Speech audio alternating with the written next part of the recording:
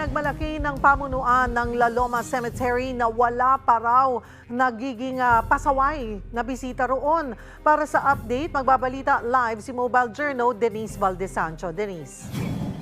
Cheryl, tama ka dyan, no? Hanggang ngayon, wala pa rin bilang ng kumpiskadong material dito sa isa sa pinakamatandang sementeryo sa Maynila, ang La Loma Cemetery. At kanina pa ngang umaga dito, no, sulpot-sulpot pa rin ang mga bumibisita. Ayon kasi sa mga ilan kong nakausap na opisyalis dito, around second week to third week pa lang ng Oktubre, may mga dumadalaw na raw dito. Kaya ngayon, ilan pa rin ang bumibisita. At sa mga ilang napagtanungan nating bumisita dito, mas napaikli nga raw yung kanilang pagbisita dahil inaasahan nila na malaki ang tsansa ng pag-ulan dito bunsod ng bagyo na meron tayo. Kanina bandang alas 10 ng umaga, patak-patak na ang ulan, ngunit ngayon tirik naman ang araw.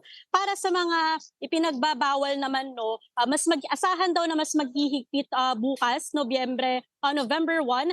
Ngunit ngayon hinahayaan pa nila ang ilang pagpasok halimbawa dito ng mga kotse. Ngunit para sa mga ipinagbabawal na kagamitan tulad na lang ng mga syempre alcoholic beverages, mga kahit anong uri ng firearm o sharp objects, syempre sound system, any form of gambling, littering at mga flammable materials tulad na lang ng ating lighter, ayan ay bawal pa rin dito. Para naman sa mga vendor, napakita ko lang dito sa aking kaliwa, ayan, may mga iilan dito na nagsulputang mga vendor, nagtitinda syempre ng mga bulaklak dito at iilang mga nagtitinda ng kandila. Samantalang sa likuran ko, ayan, sunod-sunod.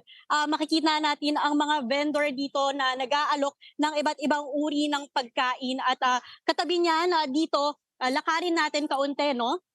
Dito sa likuran ko, dito nakabantay ang ilang miyembro ang ilang mga na-deploy mula sa PNP, AFP, BFP, maging dito ang isinasagawang pag-check ng gamit na dala dito. Ngunit sa ngayon, ayan, uulitin natin, wala pa ring naitatalang kumpiskadong gamit dahil nga sa taon-taon daw na isinasagawa ang undas o nangyari ang undas dito, yung mga tao raw dito ay hindi naman pasaway, no? At sa ngayon, dito sa entrance sa bandang Rizal Avenue, nasa 2,600 na ang naitalang bisita. Cheryl.